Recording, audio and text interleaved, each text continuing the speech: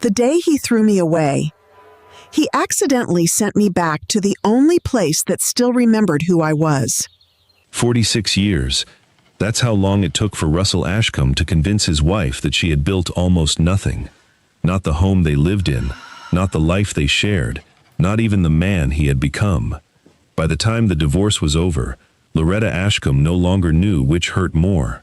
Walking away from the only home she'd ever known, or realizing the man she'd loved for nearly half a century truly believed she had never mattered inside it. She carried one suitcase, one old cedar chest, nothing else. Russell looked at her without anger, without tears, without hesitation. Then he quietly said, "You're leaving with everything that's yours. 46 years." And those were the only things he believed she had earned. Loretta turned toward the driveway. Before she reached her car, she heard it. Click. The sound of a brand new deadbolt locking behind her. In that single moment, she understood something more painful than the divorce itself. Russell wasn't just asking her to leave. He was erasing every trace that she had ever belonged there. She disappeared the very same day. Friends searched. Relatives called. Everyone believed they knew where she'd gone. Everyone was wrong.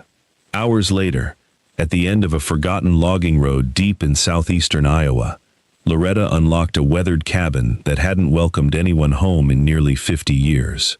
She thought she had come there because she had nowhere left to go. She didn't know.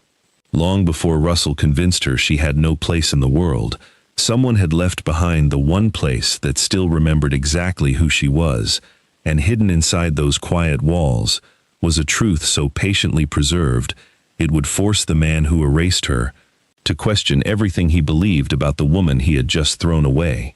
Before we open that cabin door, take a moment to subscribe if stories of resilience, justice, and extraordinary late-life comebacks mean something to you. Now, let's find out why Loretta was never meant to disappear. The sound of that deadbolt stayed with Loretta long after the house disappeared in her rearview mirror. Click. It wasn't loud. It didn't have to be. After 46 years of marriage, that single sound said everything Russell no longer felt the need to say. She didn't cry. Not because she wasn't heartbroken, but because grief had settled somewhere deeper than tears. Her hands remained steady on the steering wheel as she drove to the end of the block, then pulled onto the shoulder beneath a row of aging maple trees. The neighborhood looked exactly as it always had. Children rode bicycles. A sprinkler hissed across a neatly cut lawn. A golden retriever barked from behind a white picket fence. Life continued, as though 46 years had not just ended. Loretta rested her forehead against the steering wheel and closed her eyes. For the first time in decades, there was no grocery list waiting in her purse, no reminder to refill Russell's heart medication, no dinner to prepare before 6 o'clock, no phone call to make for someone else. The silence felt unfamiliar, almost frightening. She glanced toward the passenger seat. One worn cedar chest, one suitcase. That was all. Inside the cedar chest were the things no judge had cared about. Her mother's Bible, a faded recipe book with handwritten notes in the margins, a bundle of family photographs tied together with blue ribbon, and a quilt her grandmother had stitched before Loretta was born. Worth almost nothing on paper, worth everything to her. She reached for one photograph. It showed two young people standing in front of a tiny rental house, laughing as they held the keys to their very first home. Russell had his arm around her shoulders. Neither of them owned much, but they had believed they owned the future. Loretta traced the edge of the picture with her thumb. She searched her memory for the moment everything had changed. She couldn't find one. There hadn't been a single betrayal. There had been thousands of tiny ones, each so small they barely made a sound. A dream postponed.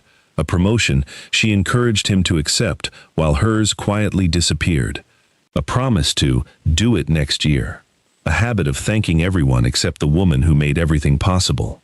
Looking back, it hadn't happened all at once. It had happened one ordinary day at a time. A car horn sounded behind her, gently pulling her back to the present. Loretta folded the photograph, placed it carefully inside the cedar chest, and started the engine again. She had two choices: drive toward the people who would spend the next few months feeling sorry for her, or drive toward the one place she hadn't thought about in almost 50 years. For the first time that day, she knew exactly which road she was going to take. Loretta turned the steering wheel away from the highway, away from the town where everyone knew her, and toward a place almost no one remembered. The farther she drove, the quieter the roads became. Subdivisions gave way to open fields. Traffic lights disappeared. Mailboxes stood farther apart. The landscape of southeastern Iowa slowly unfolded around her. Familiar in ways she hadn't expected. She hadn't traveled this road since her grandmother's funeral. Back then, Russell had promised they would come back one day. Life had simply kept getting in the way. Or perhaps she had. As the miles slipped behind her, Loretta began noticing something she hadn't felt in years. No one was waiting for her. No one expected dinner to be ready. No one needed a ride to an appointment. No one would ask where she'd been. The emptiness hurt, but hidden inside it was something else. Space. She rolled down the window. Warm summer air drifted into the car, carrying the scent of fresh-cut hay and wildflowers growing along the roadside. It reminded her of childhood afternoons, when time moved slowly and tomorrow never felt urgent. Then she saw it, a weathered wooden sign, almost hidden beneath climbing vines. The lettering had faded so badly she could barely read it. Beyond it stretched an old logging road, narrowed by decades of neglect. Most drivers would have passed without noticing. Loretta didn't. She slowed the car. Her fingers tightened around the steering wheel. She wasn't certain what she expected to find. Perhaps the cabin had collapsed years ago. Perhaps someone else owned the land now. Perhaps there would be nothing left except memories. Even so, she turned onto the overgrown road. Branches brushed gently against the sides of the car, as though the forest had been waiting for someone to return. The farther she drove, the more the outside world seemed to disappear. No traffic, no houses, no cell phone signal. Only the quiet rhythm of gravel beneath her tires. After several minutes, the trees opened just enough for sunlight to spill into a small clearing. Loretta eased her foot onto the brake. There it was. Older than she remembered. Smaller than she remembered. Yet unmistakably the same cabin where she had once spent summers laughing with her grandparents. Time had weathered the wood, but somehow it hadn't taken away its welcome. Loretta switched off the engine. Neither she nor the cabin moved.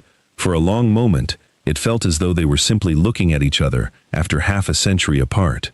Then her eyes caught something she hadn't expected. The front porch door was closed, not hanging loose, not broken, closed.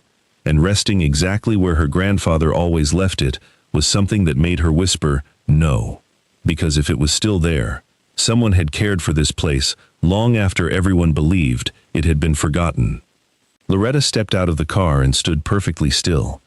The woods were quiet, not empty, just quiet in the way only old places could be.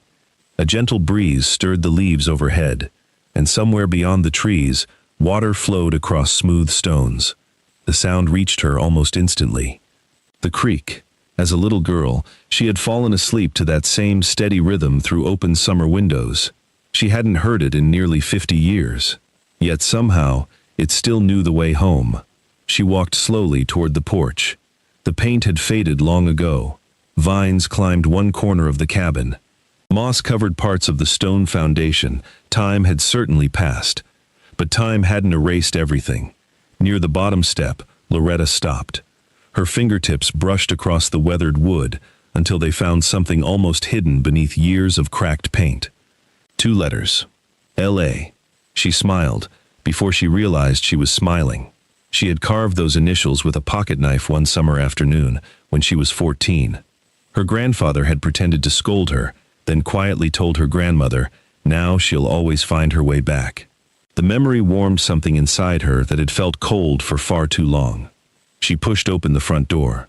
The familiar scent of cedar, old pine, and aged books drifted through the room.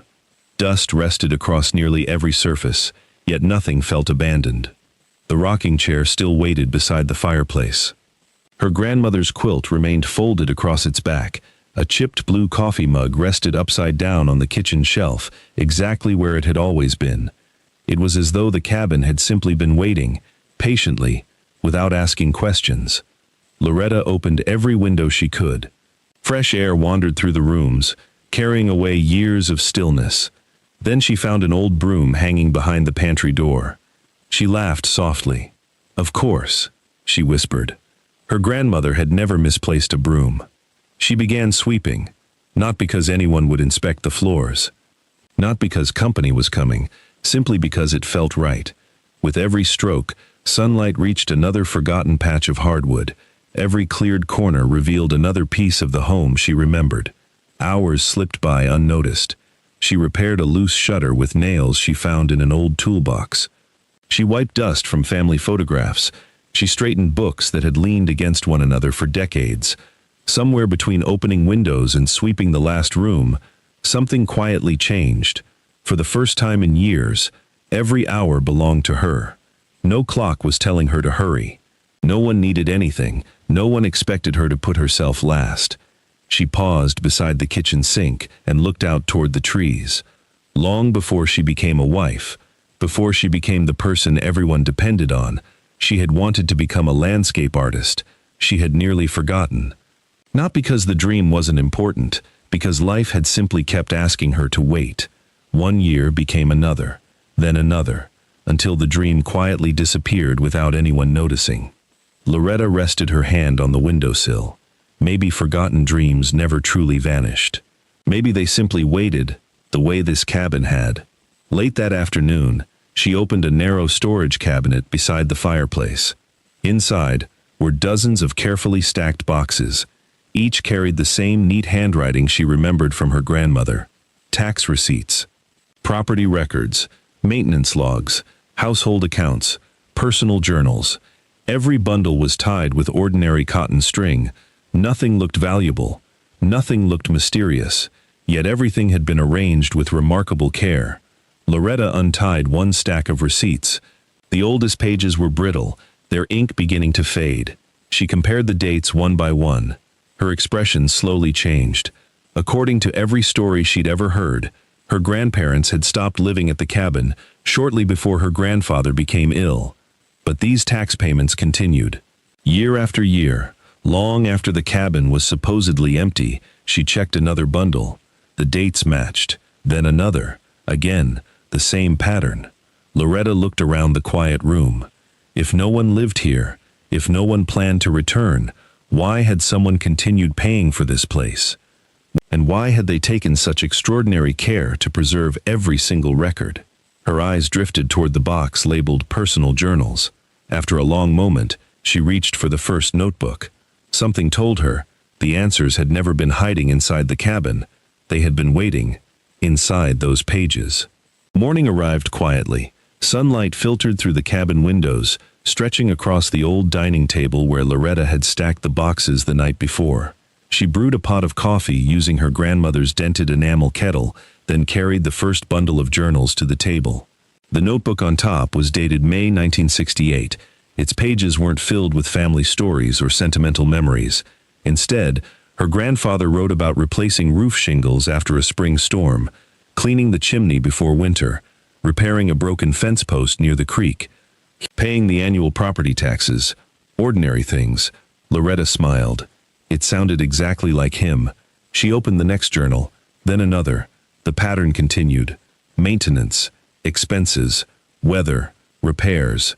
Nothing unusual, yet something kept urging her to continue. By midday, several journals lay open across the table beside stacks of faded receipts and handwritten ledgers. Without realizing it, Loretta had begun grouping documents by year instead of by box. The picture slowly became clearer. Every expense matched a receipt. Every repair appeared in both the journal and the maintenance log. Her grandparents hadn't simply kept records, they had documented almost every decision they ever made. The organization impressed her, but one detail refused to leave her alone. Certain names appeared again and again. Not relatives, neighbors, Elias Turner, the Whitcomb family, Harold Jensen, Martha Ellison. Each name appeared beside short notes. Boundary walk completed, annual meeting finished, agreement reviewed. No explanation, just brief entries, repeated year after year. Loretta frowned. She had grown up hearing stories about fishing in the creek, family picnics, Christmas dinners. Never once had anyone mentioned annual meetings. She pulled another journal from a different decade. The same names appeared. Some eventually disappeared as people passed away. New names replaced them, but the meetings continued. Every year, always around the same time. Always recorded, never explained. She reached for a legal pad from the kitchen drawer and began writing every unfamiliar name in careful columns. Then she added dates, locations, cross-references, lines slowly connected across the page. It reminded her less of reading family history and more of assembling evidence. Hours passed unnoticed. Outside, afternoon sunlight drifted through the trees, while the creek continued its gentle song beyond the porch. Inside, the cabin had become something entirely different. Not a refuge, a workspace. Loretta wasn't hiding from her old life anymore. She was chasing something she couldn't yet explain.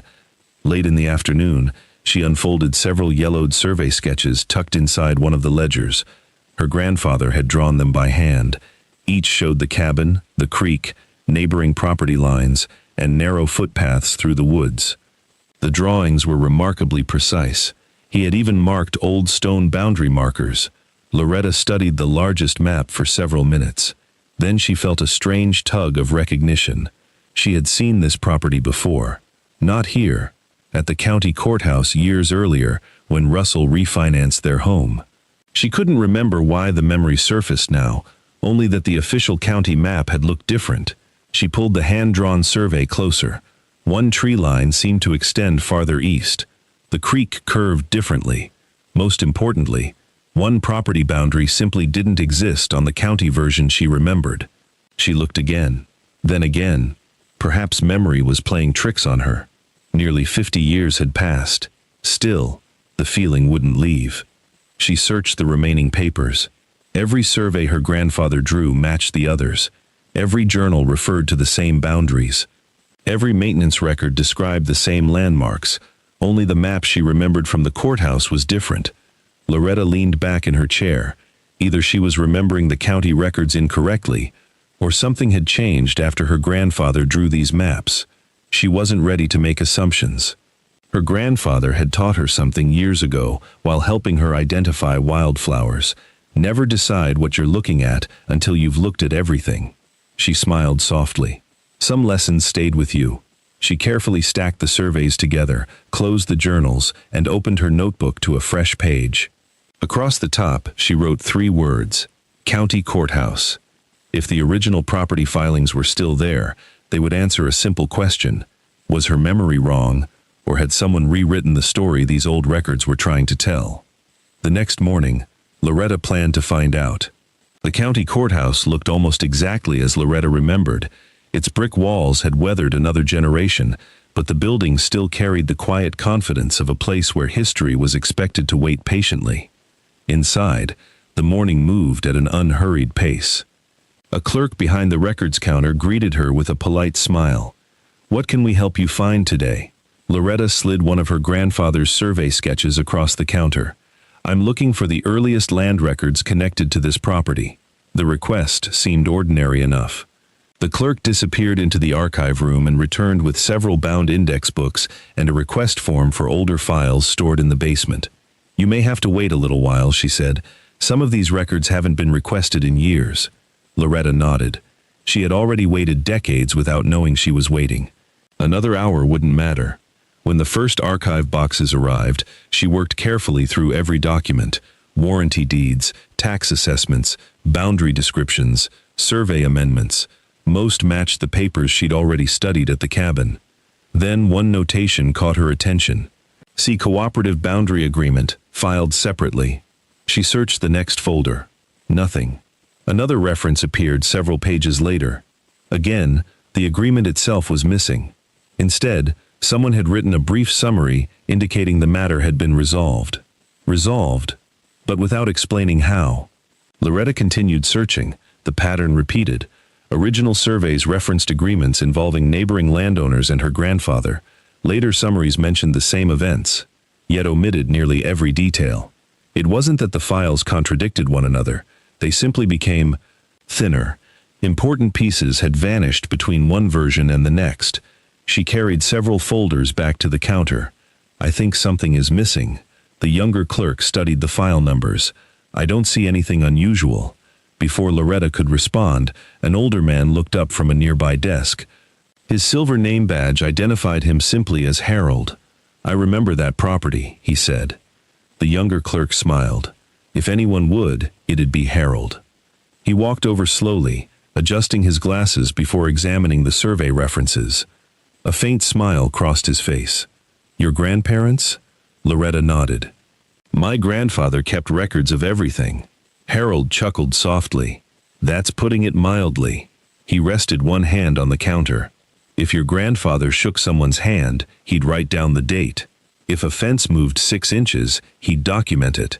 He believed memories could fade. Paper shouldn't. Loretta felt herself smiling. That sounds exactly like him. Harold's expression gradually became thoughtful. "I retired once already," he said with a quiet laugh. "Now I only help a few mornings each week." He tapped one of the archive references. "I do remember people saying your grandparents insisted every agreement be properly filed." "So why aren't they here?" Loretta asked. He was silent for a moment. "I honestly don't know. It wasn't unusual for documents to be reorganized over the years, but," he paused, "I don't remember seeing summaries this brief." He lowered his voice. "If you're trying to understand the full story, don't stop here." He reached beneath the counter and retrieved a faded directory. The County Historical Society accepted thousands of older collections that couldn't be stored here anymore. Meeting minutes, family correspondence, survey notebooks, local association records. He turned several pages before circling an entry with his pencil. If anything survived outside these archives, it would probably be there. Loretta copied the reference into her notebook. As she thanked him and gathered the folders, Harold added one final thought. "Your grandparents weren't people who preserved papers for themselves. They believed someday someone would need them." The words stayed with her all afternoon. Meanwhile, across town, another life was becoming noticeably quieter. Russell unlocked the front door to his house and found yesterday's mail still scattered across the kitchen table. He opened the refrigerator. There was little inside except leftovers he no longer wanted. He closed the door without eating. His evening medication remained untouched beside the sink. He frowned. Had he taken the morning dose? He couldn't remember. For years, the reminders had arrived so naturally that he'd stopped noticing them. A glass of water placed beside his chair, a prescription refilled before the bottle was empty, a gentle voice asking whether he'd eaten lunch. He had called it interference. Now, the silence answered instead. He sat alone in the living room, surprised by how loud an empty house could feel. For the first time since the divorce, a question crossed his mind that he immediately tried to dismiss. Where had Loretta gone? Back at the courthouse, Loretta stepped outside with her notebook tucked securely beneath her arm. The answers she needed had not disappeared. They had simply moved. Somewhere inside the town's historical society, records were waiting that the courthouse no longer held. What she didn't know was that her search had quietly become 2 separate stories. One was leading her toward a forgotten piece of local history. The other was leading someone from her past to begin searching for her. The Millfield Historical Society occupied a modest brick building that had once served as the town's public library. Its shelves held more than books. They held memories. The volunteer at the front desk listened patiently as Loretta explained why she had come. When she mentioned her grandparents' names, the woman's expression changed. "You should speak with our Tuesday group," she said. Some of them knew nearly everyone in this county. That afternoon, 5 elderly residents gathered around a long wooden table. None of them claimed to remember everything, but together, they remembered enough. An elderly farmer named Walter spoke first. "Your grandfather turned down good money for that property more than once." Loretta looked up from her notebook. "Did he ever say why?" Walter shook his head. "Only that some things weren't his to give away." Across the table, Eleanor smiled softly. "I remember your grandmother saying almost the same thing. Land can belong to a family," she recalled, "but responsibility belongs to everyone."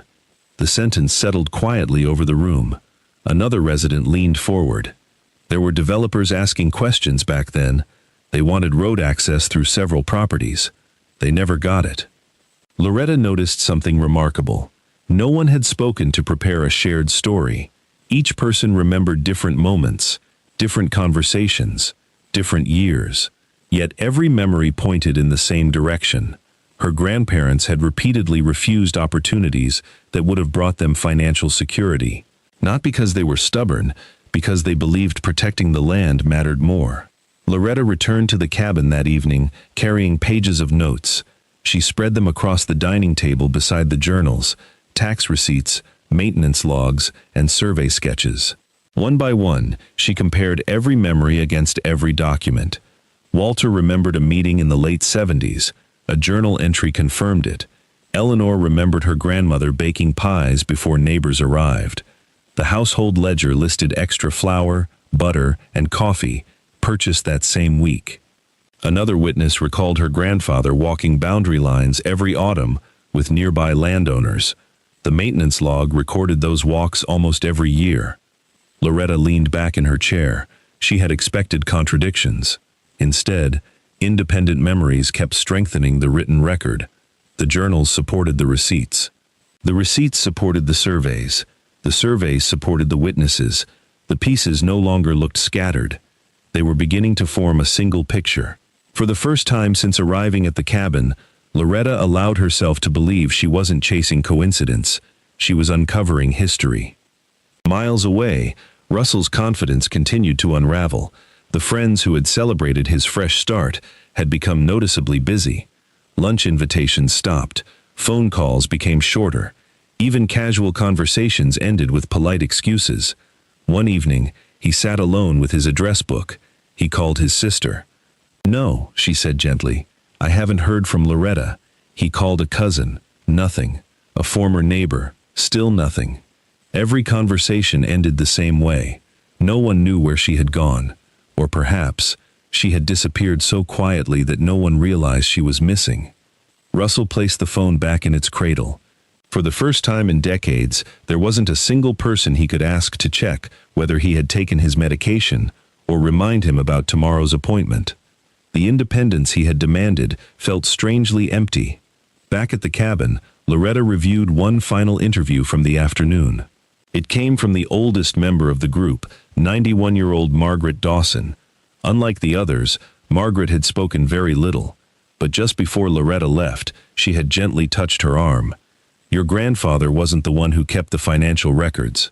Loretta frowned. "He wasn't?" Margaret smiled. "No, dear. Those were handled through the church." She paused, searching her memory. There was a community agreement, not just between families. The church helped oversee the accounting. Loretta's pencil stopped moving. "The church kept the records?" Margaret nodded slowly.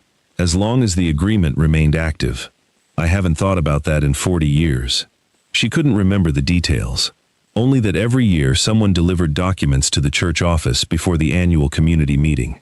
Loretta opened one of her journals again. For the first time, she noticed a brief notation she had overlooked.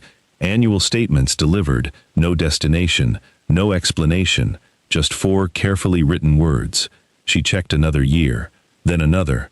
The same entry appeared again, always in the same season, always without further detail. Loretta closed the journal and looked out the cabin window. The trail she had been following had just taken another turn. If Margaret's memory was correct, the most complete financial record of her grandparents' quiet commitment had never been stored at the courthouse or inside the cabin. It had been preserved somewhere few people would think to search. Tomorrow, she would walk through the doors of the old church, and if its archives had survived the passing decades, they might finally explain why 2 ordinary people had spent a lifetime protecting a forgotten cabin that everyone else believed had no value. The church stood on a quiet corner just beyond the center of town. Its white steeple looked much the same as it had in the photographs tucked inside her grandmother's journals. After explaining her research, Loretta met with 2 church trustees who listened carefully before exchanging a glance. One of them disappeared into a back office and returned, carrying a small brass key. "We don't open the archive room very often," he said. "Most people are searching for birth records or family histories." He unlocked a narrow wooden door at the end of the hallway. Inside, rows of metal shelves held neatly labeled boxes, stretching from floor to ceiling. The room smelled faintly of old paper and cedar. For the next several days, that quiet room became Loretta's world. She worked slowly. Donation ledgers, meeting minutes, committee reports, handwritten bookkeeping journals. At first, everything appeared ordinary. Small donations for roof repairs, collections for struggling families, purchases of lumber, seed, blankets, and heating coal. Nothing seemed connected to the cabin. Then she noticed the same initials appearing beside entries from different years. CMF. The abbreviation appeared only once or twice each year, always followed by careful accounting. Curious, Loretta searched older meeting minutes until she found the words written in full. Community Mutual Fund. She continued reading. The minutes described an agreement among neighboring families to help one another during seasons of hardship, when floods damaged crops, when illness prevented harvest, when a barn burned, when unexpected expenses threatened a family's future. Resources were shared until the crisis passed. Money was only part of the arrangement. Labor counted, building materials counted, food counted, even time counted. Each contribution was carefully recorded. As the years unfolded across the pages, another detail emerged. Again and again, the meeting location remained the same, Ashcombe Cabin. Loretta stopped reading. She checked another decade. The same location. Another. Again. Her grandparents had never preserved the cabin because it was financially valuable. They had preserved it because people depended on it. The journals began making sense in ways they never had before. The maintenance logs weren't simply records of repairs. Every fixed window, every mended roof shingle, every cleared footpath helped keep the meeting place ready whenever the community needed it. She read farther. Families unable to repay assistance with money contributed what they could instead. One spring, a carpenter repaired the porch. Another year, a farmer delivered lumber after a windstorm. Several young men rebuilt sections of fence following heavy flooding. Each act was documented, not as charity, as shared responsibility. Nobody appeared to owe anyone forever. Everyone simply carried one another until stronger days returned. Loretta closed her eyes for a moment. She could almost picture the gatherings. Coffee brewing in the kitchen, neighbors seated around the old table, problems discussed without embarrassment, solutions found together. No headlines, no recognition. Just ordinary people refusing to let one another face hardship alone. She suddenly understood why her grandfather had rejected profitable offers for the property. Selling the cabin would have ended something much larger than ownership. It would have broken trust. Late that afternoon, she opened one final ledger. Tucked between its pages was a folded note written in her grandmother's unmistakable handwriting. It wasn't addressed to anyone. It simply read, "The strongest communities are built by people whose names history rarely remembers." Loretta traced the words gently with her fingertips. Emotion rose quietly inside her. For years, she had believed her marriage had failed because she had somehow not been enough. Yet these records revealed another truth. Her grandparents had spent their lives quietly holding an entire community together. Few people thanked them. Most never knew the full extent of what they had done. Still, they continued. The realization settled deeply within her. She had done much the same. She remembered the appointments she scheduled before anyone asked, the bills she organized, the birthdays she remembered, the countless invisible tasks that allowed everyone else to believe life simply worked.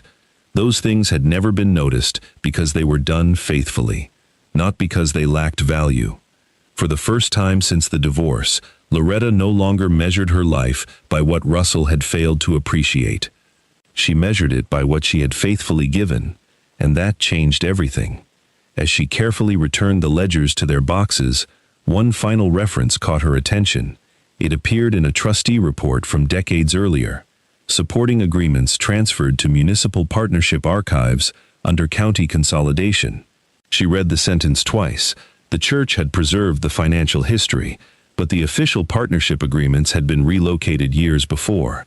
There were still more records, more evidence, perhaps even the complete story. One of the trustees noticed the paper in her hand. "Those files were moved long ago," he said. Most people forgot they existed. Loretta copied the archive reference into her notebook before closing it with quiet determination. The trail wasn't ending.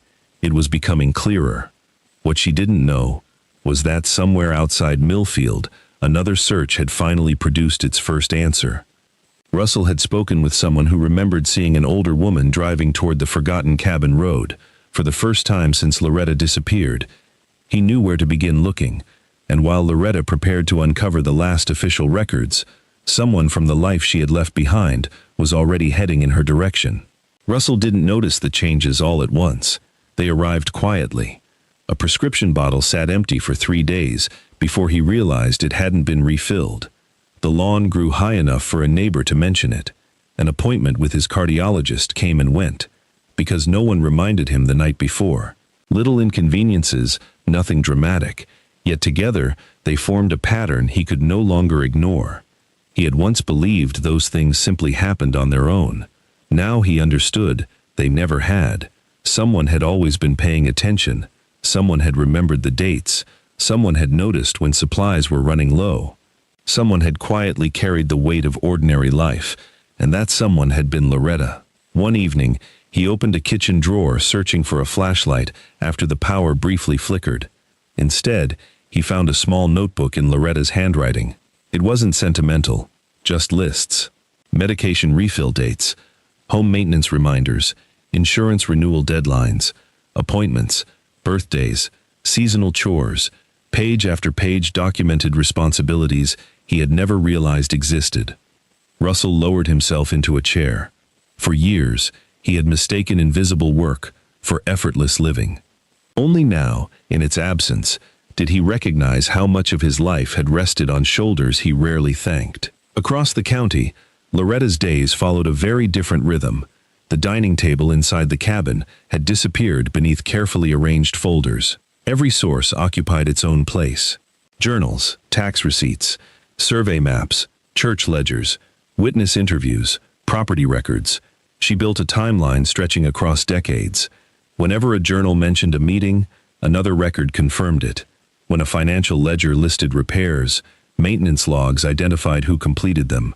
Independent evidence strengthened independent evidence. Nothing depended upon a single document. The story supported itself. As word of her research spread through town, not everyone welcomed it. One county employee smiled politely before saying, "Sometimes old records are better left alone." Another suggested she was spending time on history that couldn't possibly matter anymore.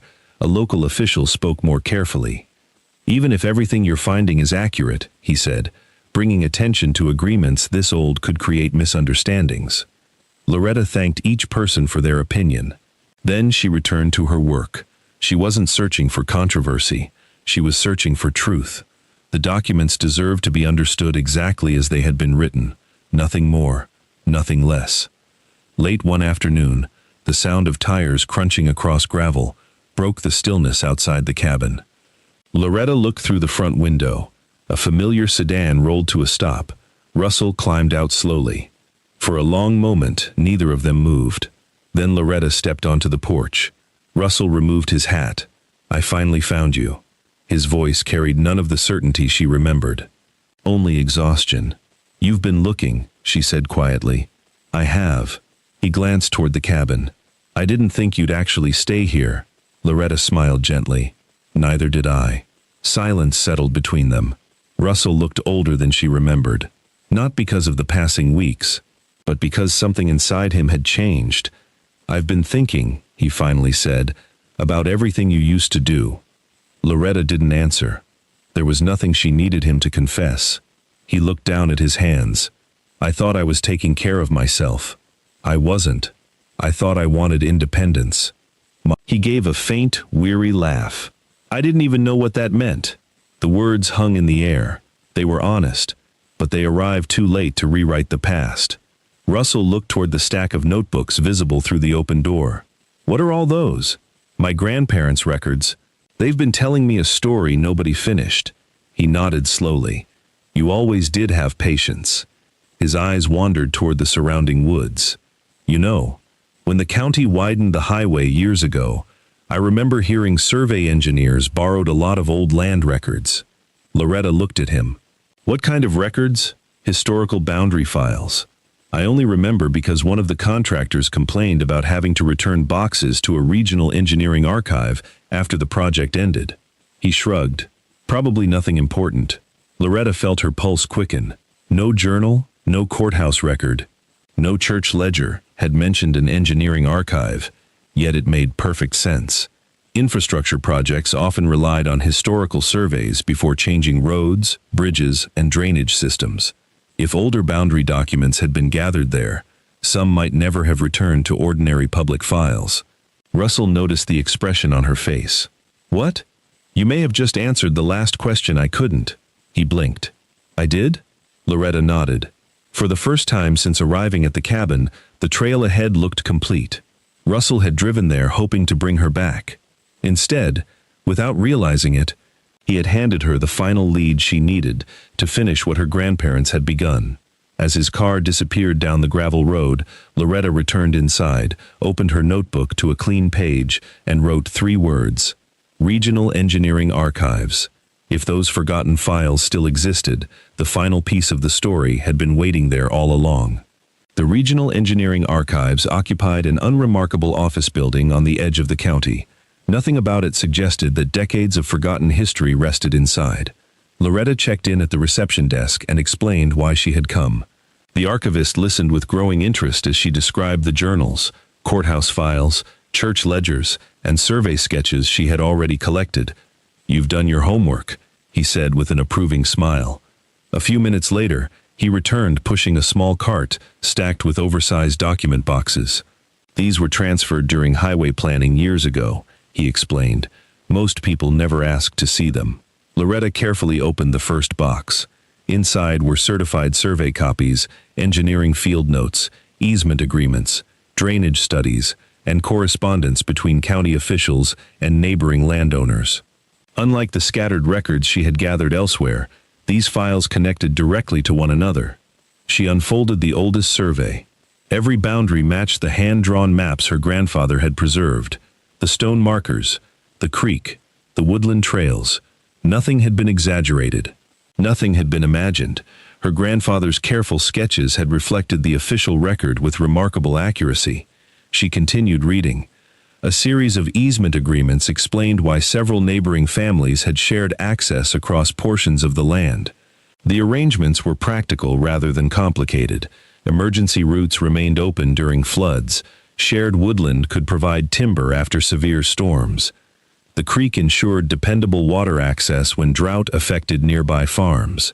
Every agreement carried signatures from local families and county representatives. Then Loretta found the document that brought everything together. Across the top, in careful legal language, appeared the title, Community Conservation and Mutual Access Agreement. She read every page slowly. The cabin itself had never been the purpose of the agreement. It had been the anchor. Its location connected the surrounding properties in a way that allowed neighbors to cooperate legally during emergencies without repeated disputes over access or responsibility. The land protected more than a building. It protected a system of trust. As county governments modernized and records were consolidated, the original agreements had been summarized into shorter administrative descriptions. The legal protections remained. The detailed history did not. No conspiracy, no deliberate cover-up. Simply decades of reorganized paperwork that separated connected records into different archives until the larger story became almost impossible to see. Loretta leaned back and closed her eyes. For weeks, she had followed one clue after another. Each answer had raised another question. Now, for the first time, every question belonged in the same story. The journals explained the daily decisions. The tax receipts proved continuous stewardship. The witness accounts preserved living memory. The church ledgers documented shared responsibility. The engineering archives restored the legal framework that connected everything together.